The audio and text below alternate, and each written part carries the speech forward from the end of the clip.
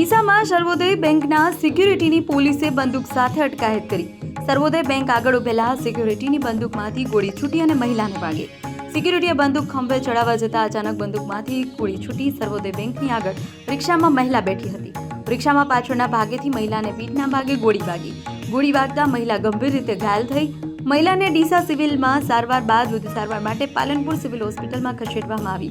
ડીસાના રાણપુરની મહિલા શકરીબેન ઠાકોરની ગોળી વાગી। તાત્કાલિક પોલીસ ઘટના સ્થળે પહોંચી બંદૂક સાથે સિક્યુરિટીની અટકાયત કરી વધુ તપાસ હાથ ધરી છે। Bureau report R G news network Banaskantha. Rameshbhai, ઘટના કઈ રીતે બની હતી? ઘટના એ પાછળ બેઠા હતા ટેબલ ઉપર, બેંકની બાજુમાં ને રિક્ષા બાજુમાં પડી હતી તો એને ડાયરેક્ટ સીધી ફાયરિંગ કરવામાં આવી છે। કઈ જગ્યાએ ઘટના બની છે?